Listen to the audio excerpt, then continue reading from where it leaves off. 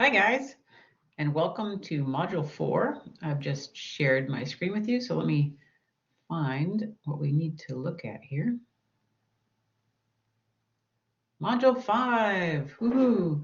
I know you're excited about this one because it feels like this is the hardest. Well, maybe last week was the hardest, but we're getting rid of this giant project this week, and I know it's there's always problems with it because people are people, and you're trying to make an interview, and they don't necessarily cooperate. So I do understand if you're having that issue and you're still trying to scrabble to catch up and make this week happen. So let's take a look at the pacing ideally. Ideally, you'll be completing Journal 6 today, along with listening to this video and doing the reflection. By Tuesday, you're going to begin drafting this next project, putting it all together. Hold on, we're not. Hold on here. Go back over there. Sorry, small tech issue. We'll go back to our pacing. There we go. Okay. So on Thursday, you'll be doing the discussion board post. That's number 4, even though it's week number 5, module number 5. By Friday, please complete your discussion board replies, submitting all these things to make them happen. And then start working on the revision based on the peer reviews that you get, based on the peer comments and all those things that you get back. And then by Saturday, you're finishing this up. So let's take a look at the activities. Here's the discussion board posts. Notice that you are posting substantive, I always have trouble with that word, feedback to at least 2 classmates. Notice it does say by Sunday, but please do it much earlier than that. Otherwise, your poor people don't have any time to read your comments and do anything about them. And also, you don't have time to read their comments, their thoughts, and go, oh, that could help me with mine. So make sure you do that a whole lot earlier than Sunday. So what you're doing here is submitting your project number 3 essay. This is the draft. You put it you did it last week, right? You did the interview. Now you're putting the draft of what you found out together. It should be at least 500 words. That's somewhere in the range of 2 to 3 pages, double spaced. If you like, you may include additional questions for your peers to consider. If you're looking for specific things like, hey, could you help me with this, or could you help me with that, please include those. And then your discussion board replies will have these 3 components.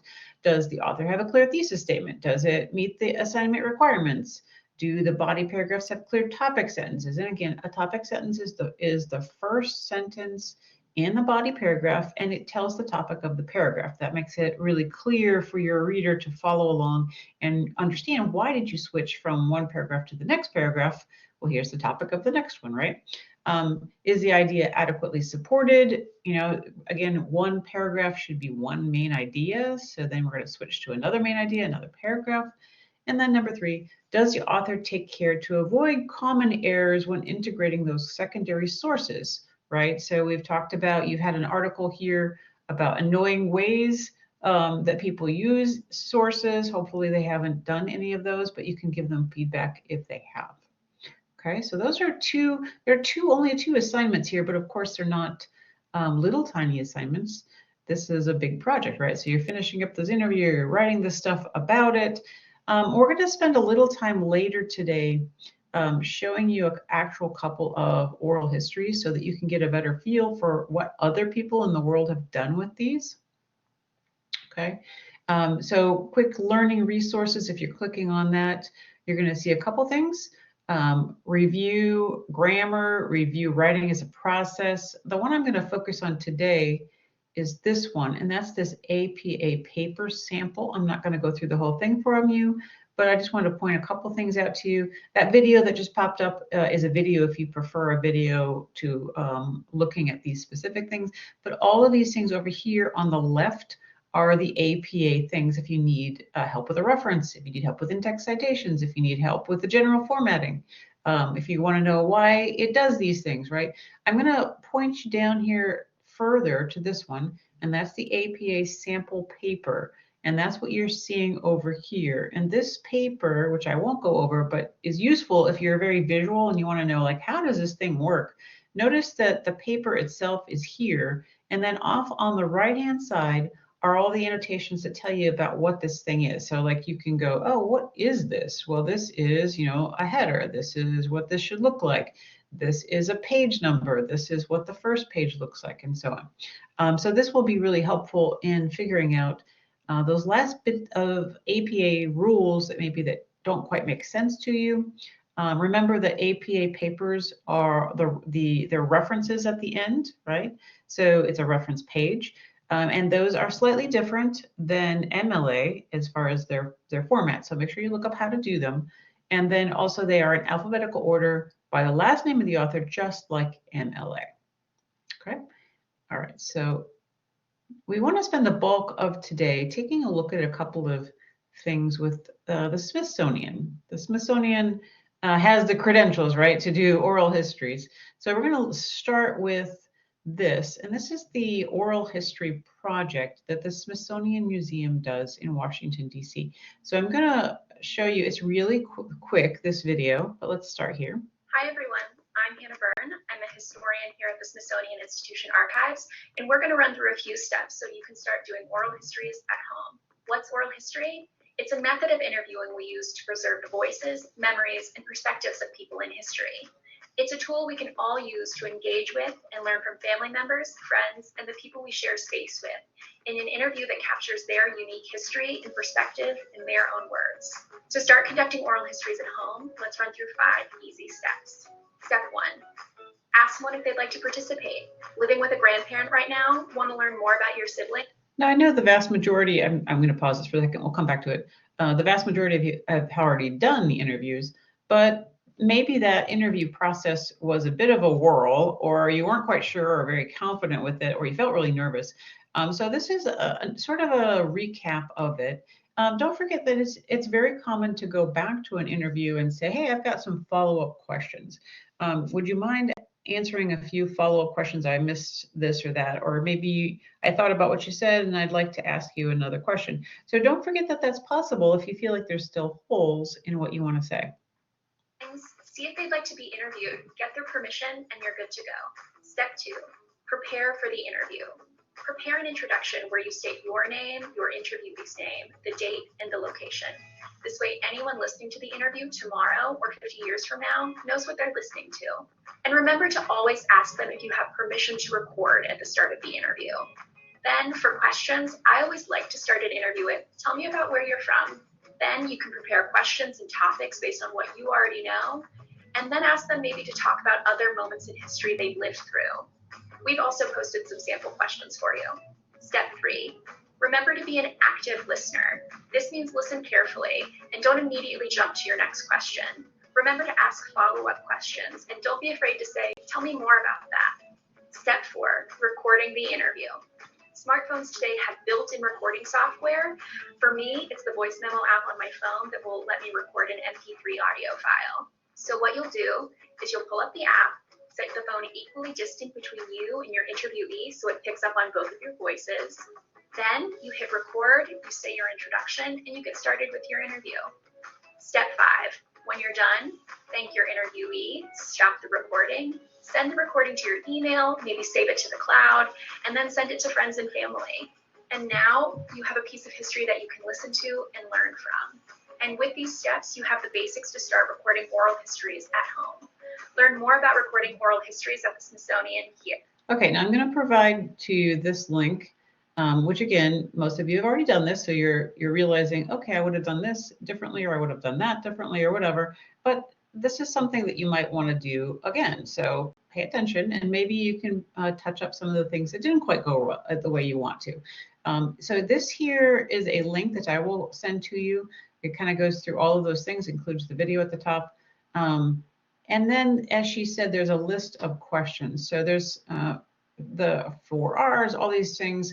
Select an interviewee. If you kind of just scroll down here, and you can get this as a PDF file if you just want to print it out too. But here is more information about how to ask questions. So maybe if you want to go back and ask those questions that you didn't do a great job on, you want to ask them again, these are follow-up questions you can use. right here listed for you, okay?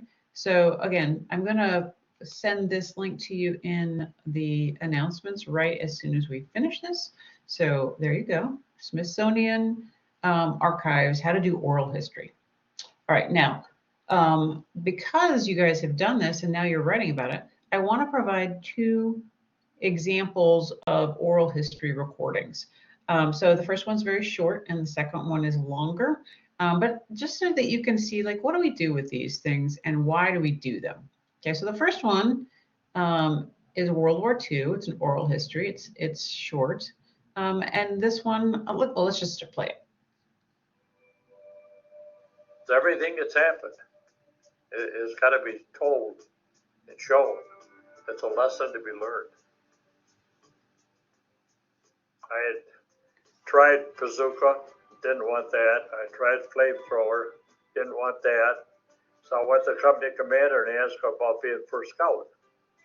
You want to be first scout? I said, yes, I would like to try it. Every night I said my prayers. Once you got in the foxhole, if you dug the foxhole deep enough, you'd be comfortable. We stood up at night and moved around, laid down during the day. Because we were scared. You just live with it every day. You don't think of what might happen tomorrow or something. It's already happened today and yesterday, and that's always fresh in your mind. Who helped win World War II? It wasn't just us. And who did it at home with the girls? I just took off for New York in a bus and stopped along the way to try and get a flying lesson. Got to New York. There I met Jacqueline Cochran. She called me and told me I've got authorization to form the Women's Air Force Service Pilots. But I need women with lots of experience, but mostly lots of guts. We were to pick up some planes. They'd been through all they were going to go through, and they had brought them to the States, and we were to fly them over to the place where they would be taken apart to see if there was anything left with them. One time I was on a trip and just knew I was going to have to land, and there was an airport there, and they immediately came out and took the airplane in, and then they came out and said, "Lady, you came in on a wing and a prayer." They had forgot to put the wrong seal in the valves when it came out of the factory. But I started to cry, I remember. And he said, "Why are you crying?" And I said, "I'm crying because I'm thinking of all the other people who went out of the factory this morning with the wrong steel in the valves and might not have made it." All the time that we were in the service, the girls that were killed could not put a flag on their casket. And if a girl was killed, they wouldn't even let them put a gold star in front of the window, because she was not a member of the Air Force. And this went on for 35 years, that we were nothing.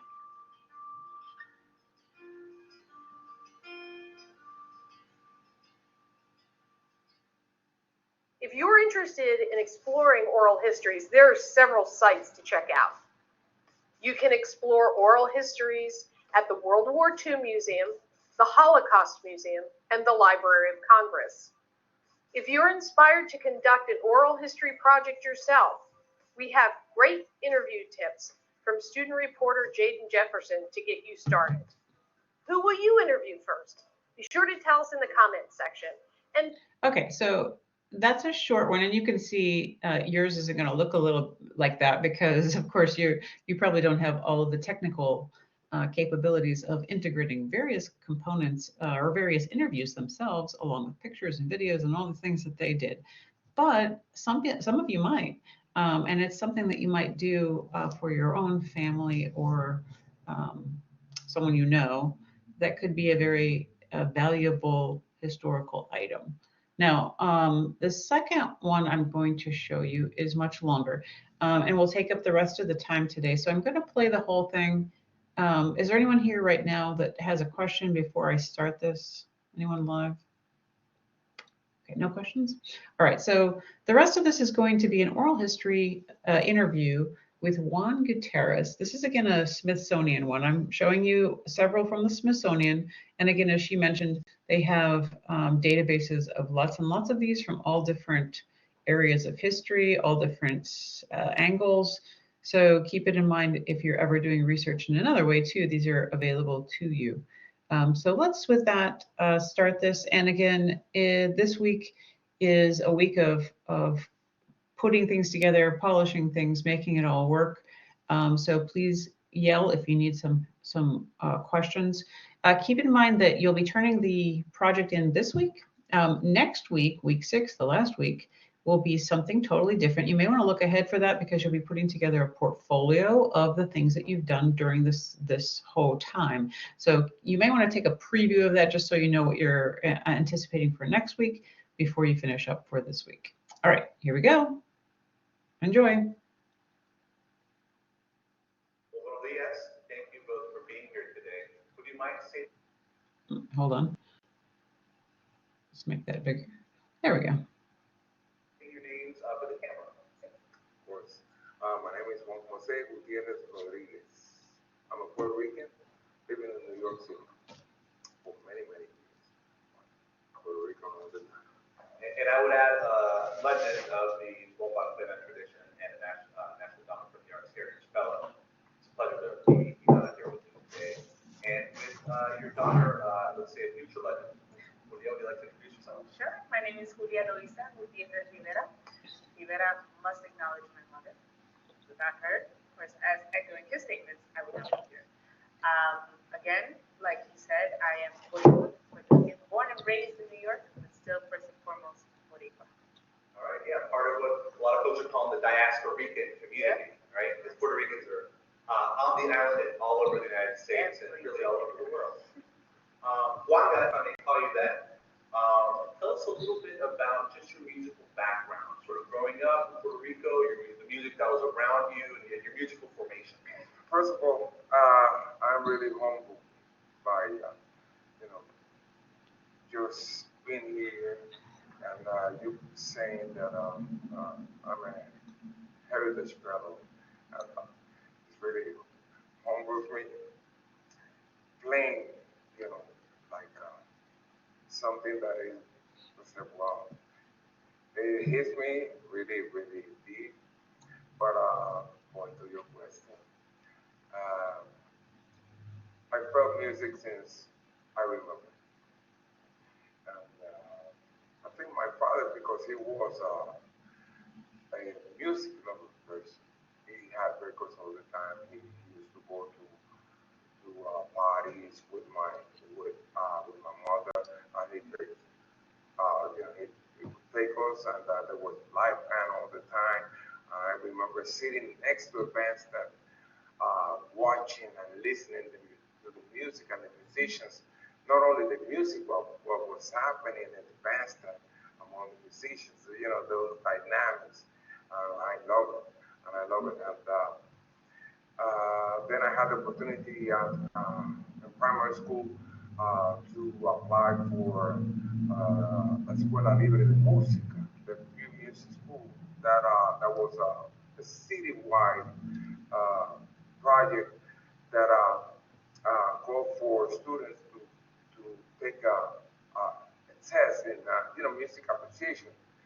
And I was fortunate enough to get in, and that was a life-changing experience since the early age because it was a citywide thing. There were kids from all over the metropolitan area of Puerto Rico. It wasn't only neighborhood, but all over. And that was something really exciting, powerful, very deep, meaningful. You grew up in San Dulce, right? And isn't that sort of a neighborhood that's really well known for sort of like a cradle of musicians in Puerto Rico? Indeed. I mean, I was born in San Dulce, but I was raised in one of the suburbs of San Juan, which is Cabana. And I've pretty cut about the plena being in the background growing up. Yes, yes, indeed, because plena has always been a biomarker. In those days, it was present. Not only, in the barrios, if you're not from the barrio, you weren't able to watch the pleneros. But if you go to the ballpark, there were pleneros playing there, but also the musicians, the working musicians, they always had a repertoire. It's not like that now, but they had the repertoire. They could play a paso doble, they could play a foxtrot, but they also had la plena y la bomba in the repertoire for people to dance right there. So it was not only there, but also in the radio. It was promoted in the radio, it was all over. And then there was Cortijo and Mor Rivera. And those are, our heroes, our influences. When you were going to music school, where you was bomba and plena and other traditional Puerto Rican genres part of the repertoire? All over, because not only the teachers that we had, they were working musicians, the best working musicians. Because these guys, these teachers, they perhaps they didn't go to college to get their education degree, but they had the life experience because they were working in the circuit of the hotel circuit, and the clubs and the recordings. They were the best musicians in Puerto Rico, and they were teaching us. And what are some of those names?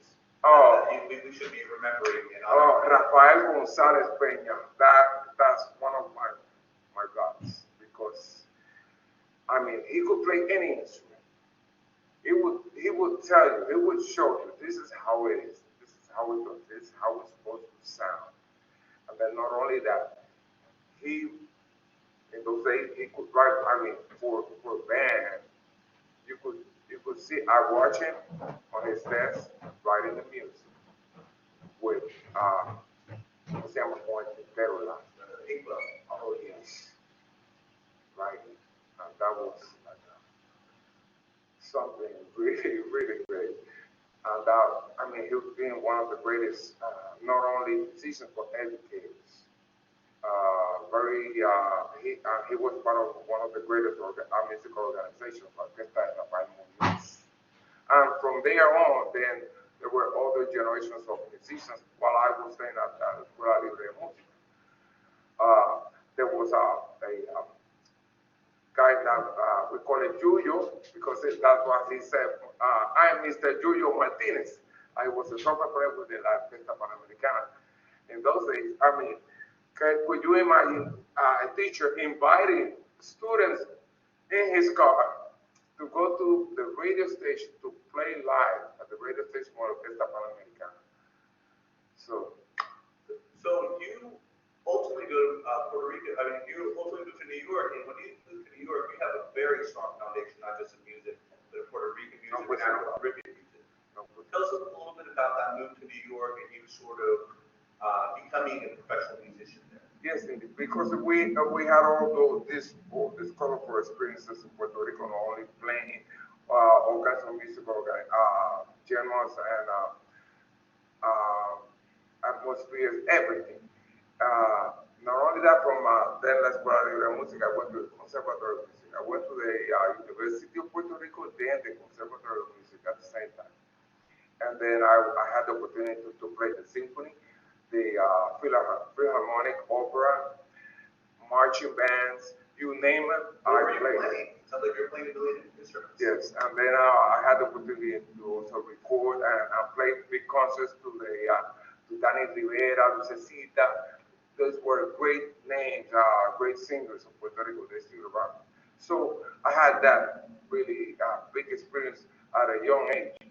So then I decided that I had to go on and move to New York. I married, and then we left. And I applied, and I sent an audition in tape to Manhattan School of Music, and directly to the teacher. Teacher's name is Fred Eng. He was a timpani player for the Met Metropolitan Orchestra. Before, he spent many years with the Philadelphia Orchestra. He was a legend. So he had developed this technique, timpani playing and all that. He made his own drums. He had a company, all that, and he listened to the tape, and he told me, come and play in front of us, but the tape is great. So What year was that? that was a long time ago. 1976. Yeah, I was gonna guess sometime in the late 70s. So you're a Boricua living in New York, successful musician, playing lots of gigs, and you feel this calm, right? Oh, yeah. What happened was that I mean, when you go into school, it was like studying all the time, practicing all the time, like 8 hours, 10 hours, and then attending to, I mean, my wife, we just were recently married. Then the money situation was tight, and then I had a friend who already had, a nice gig playing with Patti LaBelle. And then he called me and he said, "Listen, I don't know. You probably remember Peter Allen." He said, "Well, I'm gonna go with Peter Allen on tour, and I'm doing a show, an off-Broadway show. They're doing a tour. Would you like to come in and take my chair?" So of course, because I mean, then we were having, my wife was expecting our first child. So it was the right opportunity for me. So I started playing the Binet Carroll's "Your Arms Too Short, Back to God." And it was a gospel show that we're touring United States. That's where I met Patti LaBelle. But before Patti LaBelle, it was, I'll tell you in a minute later, she became very famous with Dreamgirls, the lead singer. Anyway, and then it was a great experience. I stayed there for 5 years. In the meantime, I already had the need of saying, well, I am pursuing excellence in music. That's what I want to do.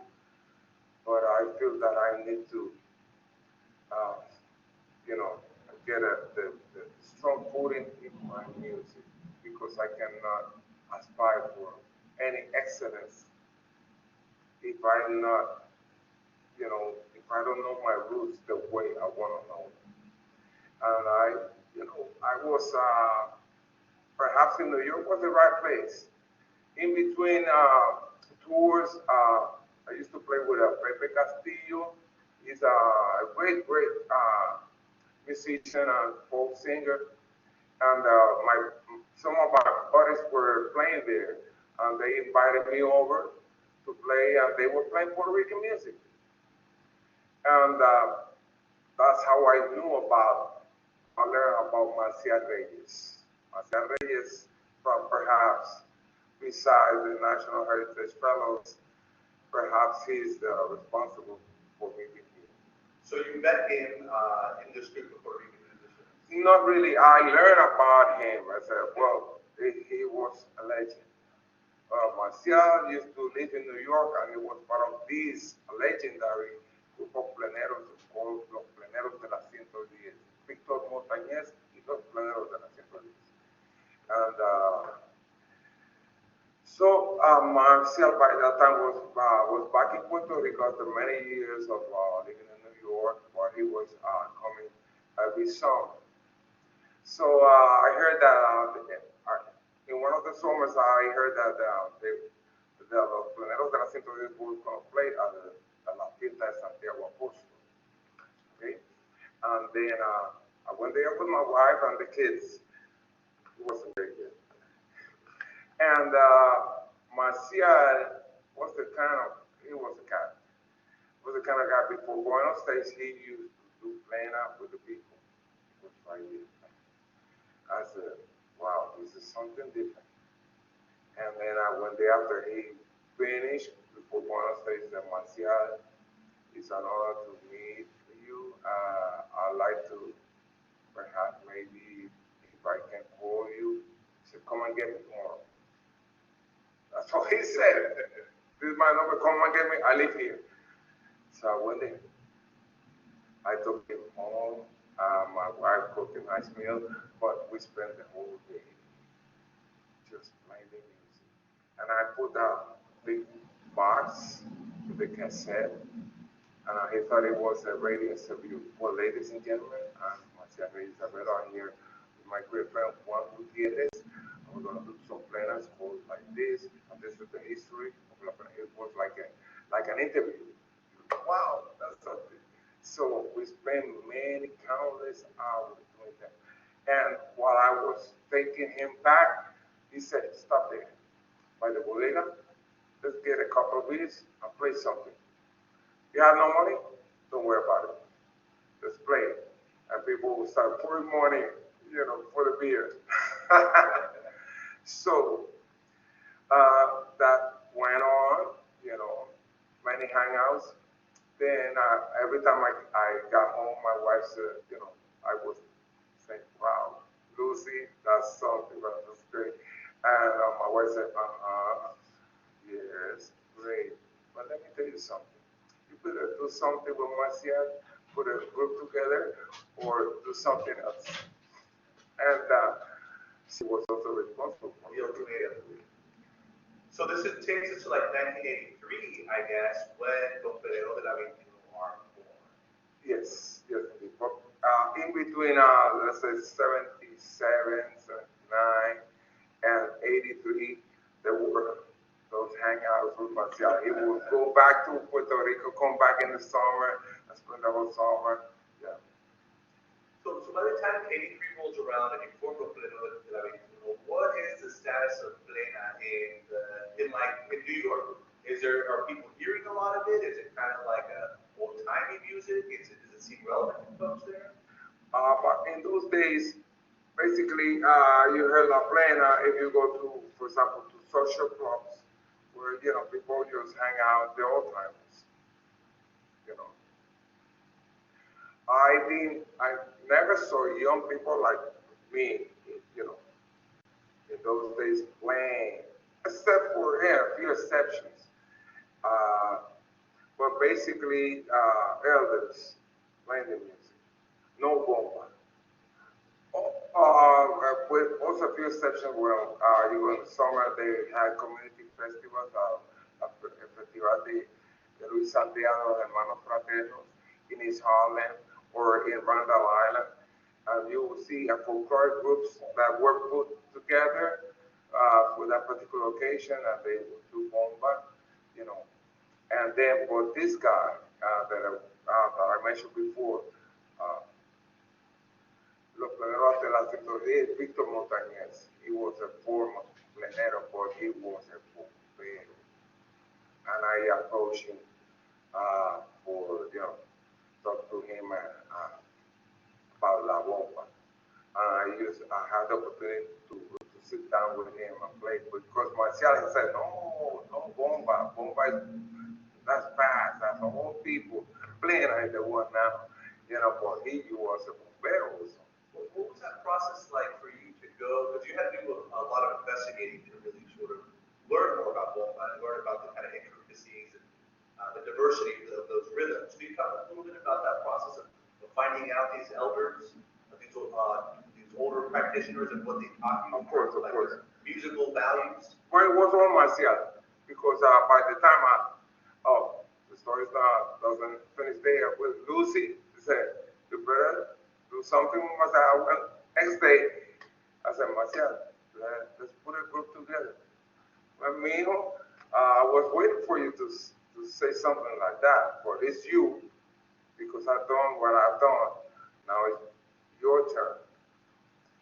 But then he said, well, let's go get this guy. Let's go get that guy. I didn't know them.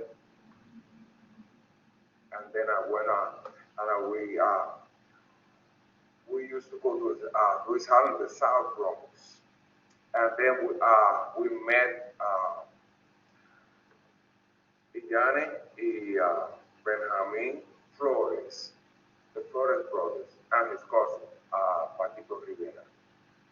And so we just hang out and play at Rincon Criollo La Casita, that's 158 of Brook Avenue over there. I just hang out and play, but Marcial was the actor for that, you know.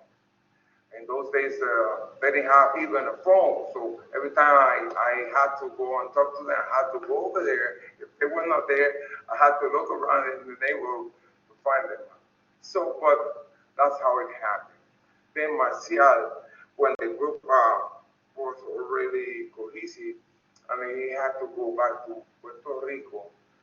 He told me, well, you need a singer.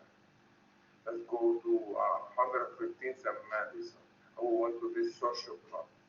And the guy who owned the social club, that was Pablo Ortiz. They call him Gallito. He was a great plena singer, a great planero. And that we, when they just hang out and we started playing, started singing.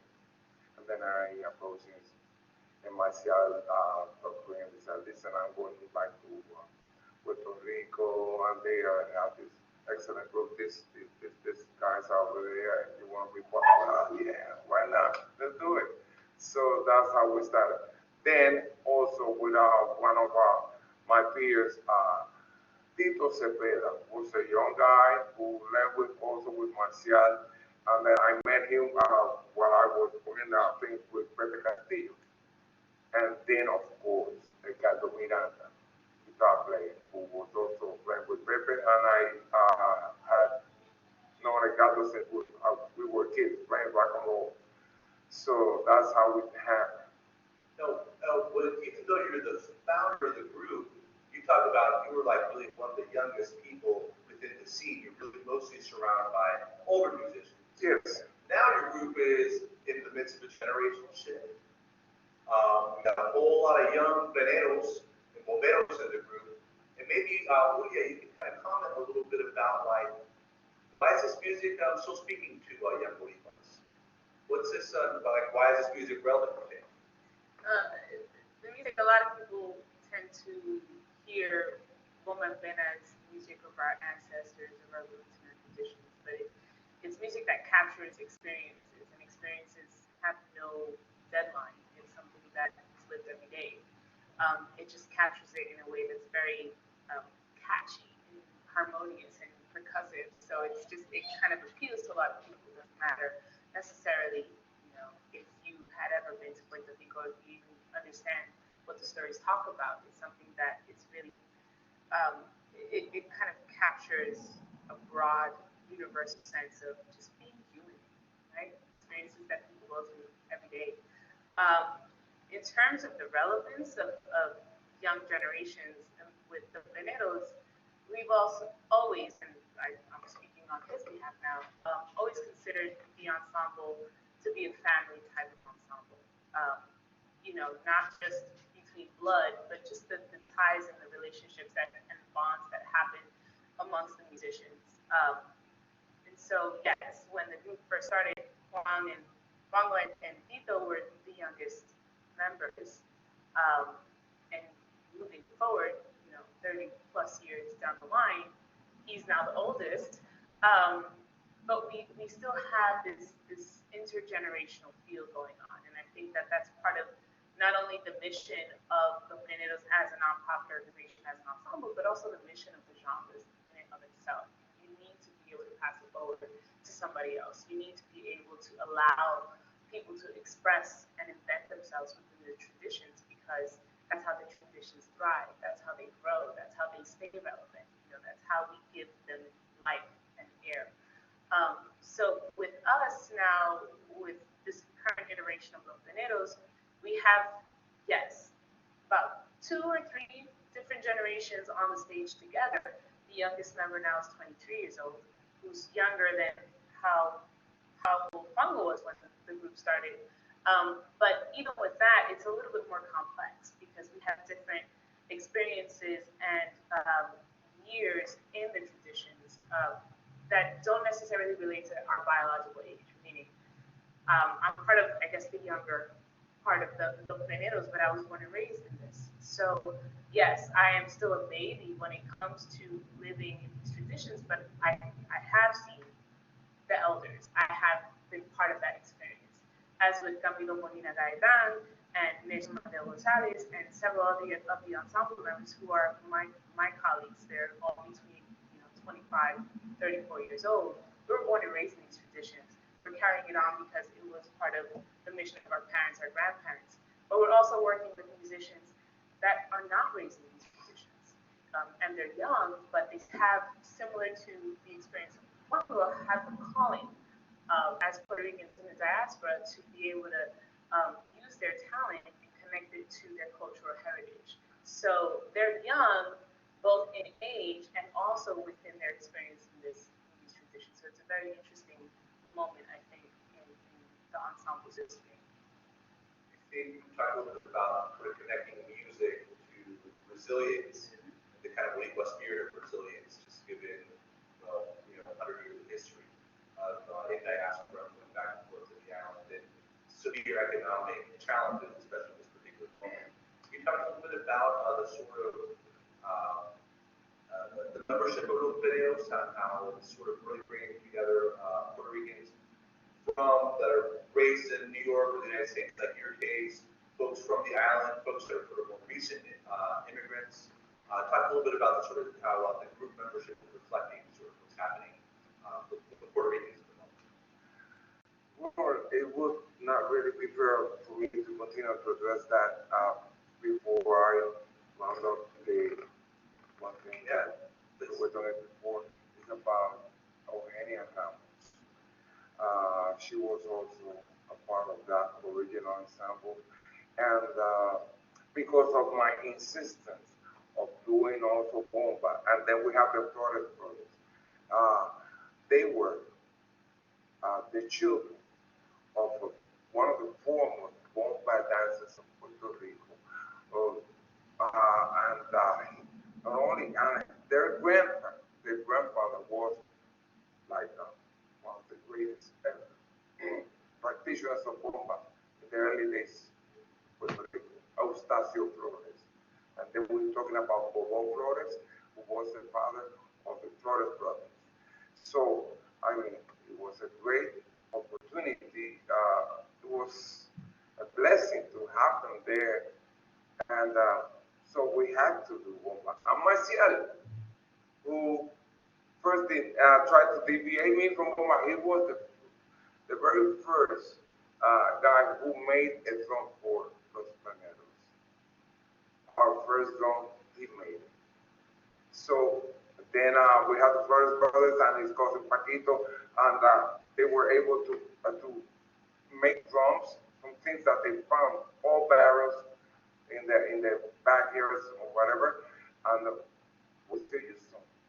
So, but Eugenia, Eugenia was part of an older ensemble, but she's like the matriarch of because she comes from a family of dancers, of storytellers, and musicians from all San Juan. And she's one of the greatest dancers that you ever seen, and I pursue her all the time. I buy her. She was, let me see, and when do you rehearse? But she was great. And finally, we had him in the group. It was something, but perhaps Julia, I know she was part of that experience because Julia was like a model, not only for them, but for all of them. I brought a lot of old songs, to the repertoire, but I had to say that. About your question. What was your question? The membership of the group, so originally it started off really as a kind of, I think more to serve like New York's Puerto Rican community, but now really you have membership from. Of course. Well, try to make a long story short, which I have shown with that. So in those days, I was really concerned because the elders, sooner or later, they're gone. What's going to happen? But it was something magical because we were doing that, and then it's like a magnet or a sponge for all the practitioners to come and check us out, and that's how it happened. all of a sudden, we have Jose Rivera, which is my generation, also a great plenero, a singer, a drum maker, and his father was one of the greatest singers of La Plena, Puerto Rico, and so on. We had other guys, other practitioners who know about the music, who know how to make the music, play the music, and that's how it happened. Then, as years went by, we started that relationship with our other musicians in Puerto Rico, Puerto Rican musicians, younger. We had the opportunity to go over there in 1980, no, 1993, our first trip to Puerto Rico. I called those Alphas, two wings. And we were a sensation among the community of bomberos and planeros. Everyone came to check us out. From Rafael Cepeda, who also a National Heritage Fellow, now one of his children, Modesto, and that's great. So they came to check us out because Roberto, one of his children, was a part of the group at that time. And then we have to mention that also, that Roberto, coming just off the army, moved to New York, he went to see Los Planeros, and he came dancing. I said, wow, this guy is something else. And then we talked him over, and he joined the group. And that he was also a big influence in what we were doing. So, and the composition of Planeros, basically that foundation had to do with not only the practitioners, but working musicians, veteran working musicians who knew about how to play, how to, the performance practice of La Plena and La Bomba. Aside from the drumming aspect, we're talking about strings, we're talking about keyboards. How do you play this music? We call it an easy difficult thing, un fácil difícil, okay? Because it's so simple that it's difficult. It's not son, it's not guaracha, it's plena. And you get from here, you get from there, and it's all bombados. So these guys who used to play, and they basically are part of the musicians who wrote the book about performance practice of this kind of music. So we had that foundation, the practitioners and professional musicians joining together. It wasn't easy, but we have a lot, we learn from each other, and that's the foundation. That's how we keep the foundation today. It's very important. Then we bring musicians that over the years, they're young musicians, excellent musicians, very talented. But they also have that sense of commitment, which is a very important element. It has to be a requisite because there are many talented, skillful musicians, young, but if they don't have that sense of commitment, then it doesn't work. Your organization is obviously represents a high of musical excellence within these traditions, but you're more than a musical group. You are a 501c3. You have a social mission. And can you talk a little bit about the sort of that social impulse, that calling that you said? Music is something that can help our community. Can you talk a little bit about why, what you do with the Puerto Rican, just broader community music? Well, since performing in community events and doing things, we got acquainted with the community of the leaders in the cultural organizations in New York, and also other scholars and people who brought influence into this segment. I need to mention Rene Flores. Probably some of the guys here saw him. They know about Rene Flores. There's a little more to that one, but I think you've got the idea of what is possible, right? And what could be useful to you. I will be providing all of these as links in case you want to watch them again or see something else or scroll through them, just something faster. Again, anybody here Does Live have any questions about anything? Okay, let's end our session then a little bit here. And we'll say goodbye for today and this week. See you guys later.